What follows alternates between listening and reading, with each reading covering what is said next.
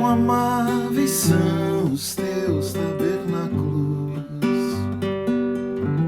Senhor dos exércitos.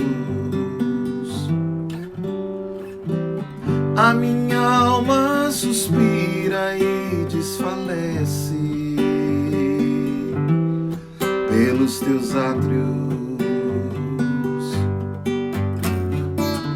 O pardal encontrou casa, andorinha, ninho para si.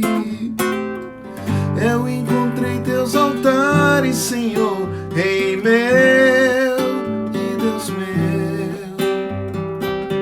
Eu encontrei teus altares, Senhor, Rei meu e Deus meu.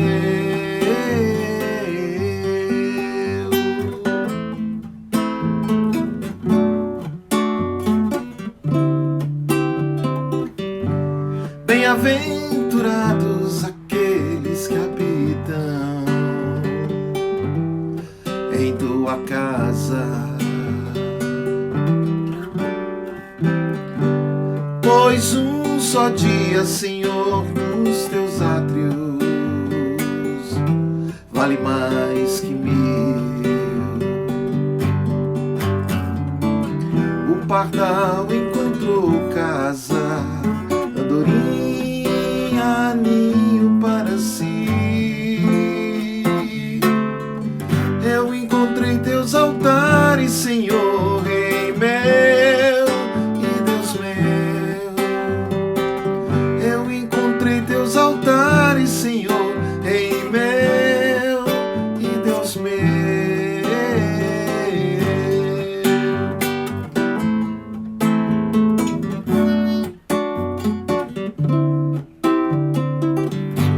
Pois o Senhor é sol e escudo,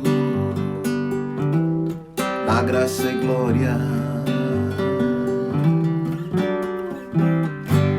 Não negará bem algum aos que vivem corretamente. O pardal encontrou casa, andorinha, ninho para si. Eu encontrei teus altares, Senhor, Rei meu e Deus meu. Eu encontrei teus altares, Senhor, Rei meu e Deus meu.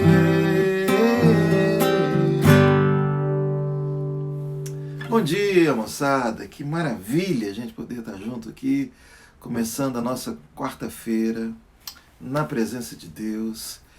E eu sempre tenho dito aqui, você que está chegando agora, talvez não saiba, nosso objetivo aqui é tão simplesmente contribuir com a sua paz. Nesse mundo cão que a gente vive, nessa pressão que a gente vive, nessa loucura que é a peregrinação nessa terra, a gente tem aqui essa intenção de contribuir com a sua fé, para que você não perca o foco. A gente não é filho dessa terra mais, a gente é filho da eternidade. Portanto, todos os planos, todos os alvos que nós temos, eles não se encerram aqui na linha da nossa sepultura, mas a gente é chamado para uma vida que transcende isso tudo aqui. E é nessa perspectiva que a gente vai aqui conversando, a gente vai orando juntos, a gente vai se encorajando mutuamente, a gente vai se associando aqui um com o outro, porque a gente é corpo, né? Estou aqui com a Marta tá aí, Edileuza querida, bem-vinda, Flaviana, o Frederico, eu vi a Regina aqui, maravilha, quem mais eu não falei aí, mas graças a Deus, sejam bem-vindos, queridos.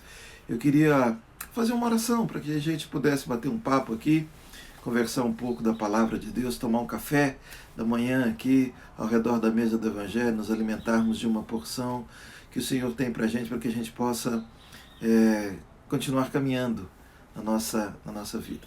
Vamos orar? Pai, eu quero te agradecer, quero te bendizer pelo privilégio que o Senhor me dá de, junto aqui com os meus irmãos, as minhas irmãs, Senhor, nos reunirmos para que o teu nome seja glorificado em nós. Aquilo que for produzido aqui, aquilo que for falado, aquilo que for feito, Senhor, orado, que seja direcionado pelo teu Espírito, a fim de que, de fato, contribua, Senhor amado, com a fé dos teus filhos, ó Deus, de modo que o nome do Senhor seja glorificado na vida de cada um de nós, em nome de Jesus. Amém e amém. Eu queria ler com você apenas um trecho de uma história. Eu vou contar a história para você, que é muito conhecida, né? Um relato registrado no Evangelho de João, no capítulo 4, e Jesus diz para uma mulher samaritana,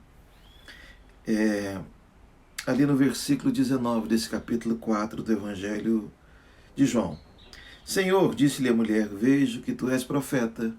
Nossos pais adoravam neste monte, vós, entretanto, dizeis que em Jerusalém é o lugar onde se deve adorar. Disse-lhe Jesus, mulher, podes crer-me, que a hora vem, quando nem neste monte, nem em Jerusalém adorareis o Pai. Vós adorais o que não conheceis, nós adoramos o que conhecemos, porque a salvação vem dos judeus. Mas vem a hora, e já chegou, em que os verdadeiros adoradores adorarão o Pai em espírito e em verdade, porque são estes que o Pai procura para seus adoradores. Deus é espírito, e importa que os seus adoradores o adorem em espírito e em verdade. História por demais conhecida, de quem tem um mínimo de familiaridade com o Evangelho. Jesus foi atravessar Samaria e ele para numa cidade chamada, uma aldeia, num vilarejo, chamado Sicar. E ali os discípulos saíram para comprar alguma coisa para eles comerem, por volta do meio-dia, e ele, ali à beira do poço, de repente se aproxima uma mulher para tirar a água do poço, e ele pede à mulher de beber. E os samaritanos não se davam com judeus, e sobretudo o homem não se dirigia a uma mulher publicamente. E aquela mulher se assusta, ou pelo menos ela se vê perplexa. Como você, sendo homem e judeu, fala comigo, mulher samaritana? Ou seja, Jesus ali ele já começa a quebrar alguns tabus. Jesus ali começa a quebrar algumas convenções sociais em busca de alguém que estava perdido e não sabia. Aquela mulher ia buscar água no poço meio-dia. As mulheres normalmente pegavam água de manhã, na primeira hora da manhã, para as tarefas domésticas, para ali poderem começar o dia assim. Aquela mulher ia meio-dia. Talvez, alguns dizem, pela vergonha, porque cidade pequena, e ela era uma mulher que já tinha uma vida assim muito falada. Ela tinha tido 5 divórcios e estava agora vivendo um caso, né?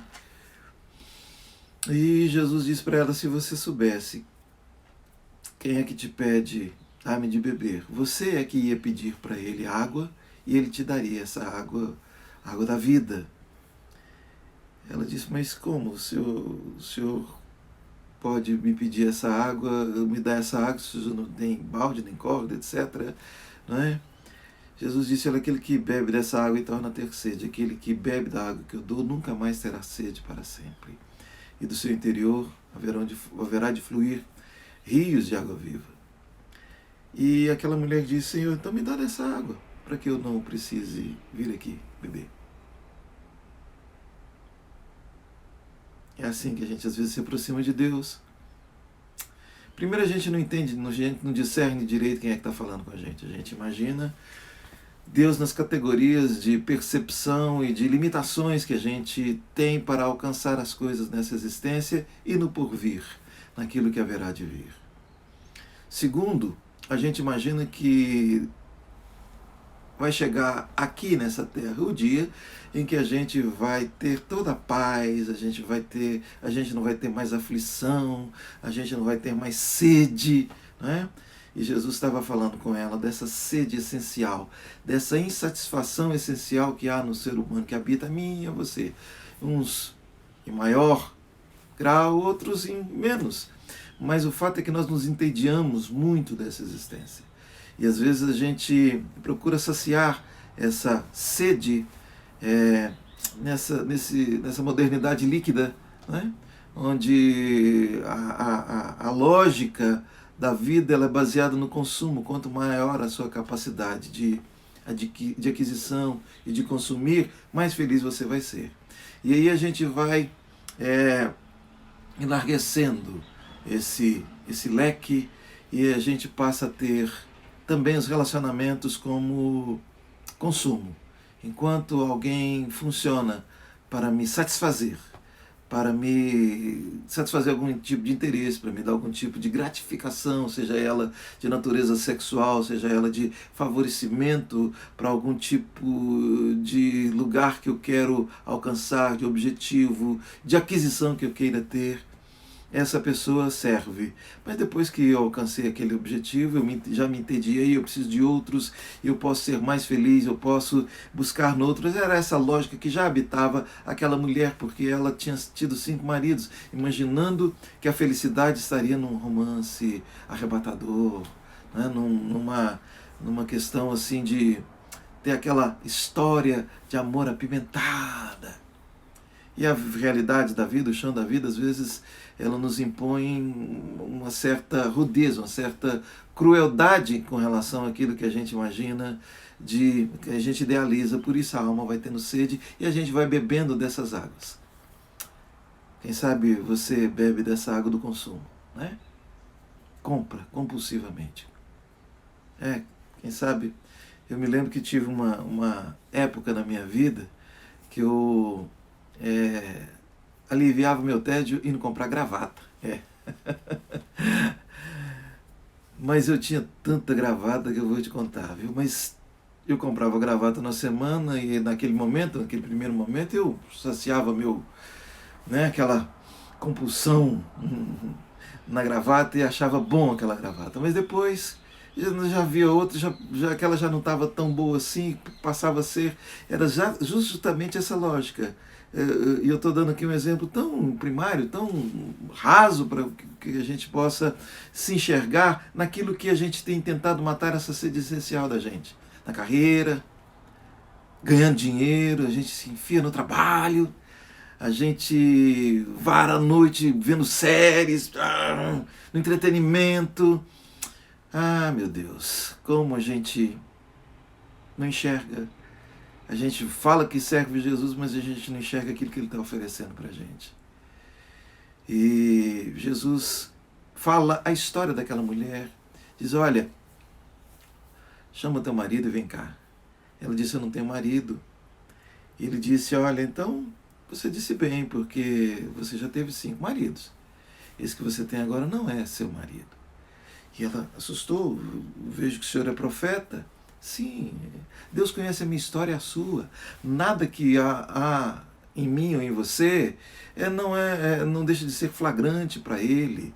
Não existe sombras, variações, como diz lá no Salmo 139, para o Senhor, trevas e luz são a mesma coisa. Não há nada que você e eu possamos esconder dele, e ele não se relaciona conosco por causa da nossa virtude, mas por causa do seu amor. Aquela mulher não tinha virtude alguma a oferecer ao Senhor, aliás, ela era carente. Foi por isso que Jesus, você vai ver em toda a narrativa do Evangelho, você vai ver que Jesus ele não estava nem aí para ficar provando para os outros que ele era o Messias, mas para essa mulher especificamente ele diz, eu sou o Messias, sou eu que falo contigo, porque ele se manifesta aquele que precisa, aquele que tem sede e não consegue discernir que a sede essencial, ela jamais vai ser saciada nas coisas dessa terra. Porque a sede da alma é de perfeição, a sede da alma é de infinito, a sede da alma é de santo, daquilo de eterno. E a gente só encontra em Deus. Por isso Jesus disse que aquele que bebe da água que Ele dá, esse jamais terá sede para sempre. E vira e mexe a gente está tentando beber dessas águas turvas, essas águas chocas que o mundo tem, que a gente já bebeu, que já viu que não resolveu a vida, mas a gente vai tentando beber delas, e todas as vezes que a gente vai beber dessas taças, desses cálices que o o mundo oferece, a gente se frustra, a gente se entedia mais ainda e o buraco vai abrindo mais ainda na alma da gente. Jesus não buscou aquela mulher por causa da virtude dela. Ao contrário, ela era uma mulher complexada, ferida, e ela também não tinha o que oferecer a ele. Jesus não busca a mim e a você por aquilo que a gente pode oferecer. As religiões da terra nos incentivam a buscar um Deus que a gente precisa pagar, que a gente precisa sacrificar, que a gente precisa dar algo para que Ele possa nos favorecer, que a gente possa conquistar a simpatia dEle, que a gente possa conquistar o favor dEle. Não. Ele se revela a quem precisa. E de repente você topou esse Instagram aqui agora. Então, como aquela Sicar, uma cidade tão pequenininha, tão insignificante, e você parou para encontrar com Jesus aqui. Não que eu seja Jesus, mas eu tenho Ele, e aqueles que se associam aqui comigo também o buscam. Temos Ele. E talvez você tenha buscado, esteja buscando, essa latejação essencial, essa insatisfação da sua alma, que você não sabe se é presença de ausência ou ausência de presença. Aquela busca em coisas que você, quanto mais se enche delas, maior vai sendo a insatisfação e maior vai sendo a frustração. Eu quero convidar você a ver Jesus. O Jesus simples que chega no Sicar. A gente não vê mais falando dessa cidade. Aliás, dessa aldeia na Bíblia. Jesus não foi lá para Jerusalém para tocar naquela mulher. Interessante que depois que Jesus fala com ela, ela começa a chamar as pessoas da cidade. Dizer, venham ver o Messias. Foi ele que falou comigo. E lá no final do capítulo 4 de João, a cidade inteira, Jesus ficou ali, permaneceu mais 2 dias naquela cidade, a cidade inteira dizia, agora os nossos olhos estão vendo, a gente não crê nele só por aquilo que você falou. É assim que é. Jesus salva o perdido, a gente bebe da água que ele dá, a gente se satisfaz nele, a gente vê que ele nos ama apesar da história, às vezes até de vergonha que a gente carrega, né, daquelas coisas que a gente procura ocultar, porque se a gente falar de fato quem a gente acaba perdendo amigos, a gente acaba perdendo até amores, a gente acaba perdendo companhias e oportunidades. Mas ele nos chama para o perdão com ele, reconciliação com ele, independente de quem a gente é, independente daquilo que a gente fez, independente do estágio, da estação da vida que a gente esteja. Porque é ele que muda. É Ele que sacia a nossa sede. E essa sede é saciada na mesma medida em que você e eu vamos dando razão para Ele e fazendo do jeito dele. A sua sede, por exemplo, não vai ser satisfeita quando você vingar quem te ofendeu, mas sua sede vai ser satisfeita quando você perdoar, assim como Jesus mandou. A sua sede não vai ser saciada quando você continuar na mentira. Você ir construindo narrativas, álibis para viver a situação que você está vivendo. Mas quando você abandona o pecado, confessa o Senhor, aí a gente alcança a misericórdia. A nossa sede ela não é saciada quando a gente aplica toda a nossa inteligência para ficar rico. Nossa sede é saciada quando a gente busca em primeiro lugar o reino de Deus e a sua justiça, e a gente vê essas coisas que a gente buscava sendo acrescentadas. Porque quem bebe da água dele, além de satisfazer a si mesmo, esse vai jorrando para onde está. Como aquela mulher começou a jorrar. Ela começou a jorrar a água ali, deixando o cântaro ali, onde foi buscar água e já saiu distribuindo a água da vida para as outras pessoas. Você e eu somos agentes distribuidores dessa água. Mas é preciso beber dela. E ela é acessível a todo que tem sede. Todo que tem sede. Como diz o convite lá de Deus, lá no profeta Isaías, todos vós que tendes sede, vinde às águas. Todos que têm sede. Não sei qual que é a sua sede hoje.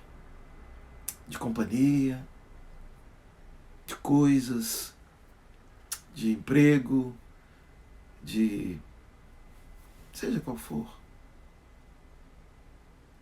Quando há a consciência de que a gente é mero passageiro aqui e que a água que a gente bebe, ela vai nos dar essa perspectiva que transcende essa vida, para a vida eterna, a gente começa a ter outro padrão de existir. E é isso que Jesus traz para mim e para você. Eu queria deixar essa breve meditação, essa conversa aqui com você, hoje de manhã. E dizer que de pouco, aliás, quase nada vai adiantar qualquer tipo de frustração tentando resolver qualquer frustração longe de Jesus. A gente resolver frustração com outro longe de Jesus, a gente vai entender que a gente vai trocar de outro sempre, vai trocar de lugar, vai mudar de emprego, vai mudar de corte de cabelo. Mas a gente precisa mudar de verdade. É aquilo que habita no nosso interior. Começa a beber de Jesus e você vai ver que vai tudo mudando. Amém?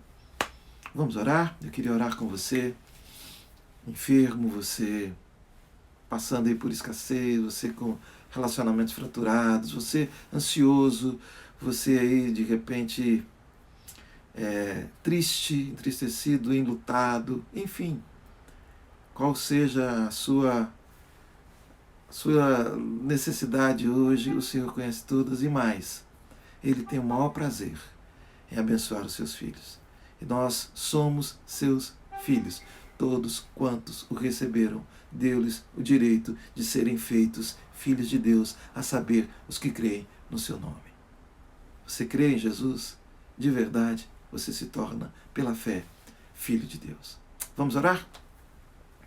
Te agradecemos, Senhor, pelo privilégio que o Senhor nos dá desse encontro aqui, ó Pai, e quero te pedir que, em nome de Jesus, o Senhor atenda, ó Pai, as necessidades dos teus filhos, as petições, ó Deus amado, as demandas que os seus filhos apresentam ao Senhor nesse momento, ó Pai. Senhor, as enfermidades que o Senhor venha trazer, o Senhor é o Deus que cura. Ó Pai, a ansiedade, o Senhor cure e também traga paz, ó Pai. Senhor, a escassez, que o Senhor venha trazer a provisão, Senhor. Senhor amado, o ambiente de animosidade, de brigas, ó Pai, de rilhão, ó Pai. Senhor, e que aqueles que se encontram enlutados, que o Senhor possa trazer, Senhor amado, o consolo e a força para prosseguir, sabendo, ó Pai amado, tendo essa consciência sempre em cada um, ó Deus, de que não somos mais daqui. Aliás, não somos daqui, ó Pai. Somos filhos da eternidade em Cristo Jesus, que nos perdoou, independente da história de pecados que a gente viveu, ó Pai, ou esteja ainda vivendo. Senhor, que o Senhor nos resgate do pecado, que o Senhor nos resgate da morte, ó Pai. Que seja assim hoje, para a tua glória, em nome de Jesus. Amém. Obrigado pela sua companhia, tá? Amanhã, quinta-feira, se o Senhor permitir, a gente está de volta aqui, tá bom? E agora que o Senhor te abençoe e te guarde, que o Senhor faça resplandecer o rosto sobre ti e tenha misericórdia de ti, que o Senhor sobre ti levante o rosto e te dê a paz. Tenha um bom dia, um abração.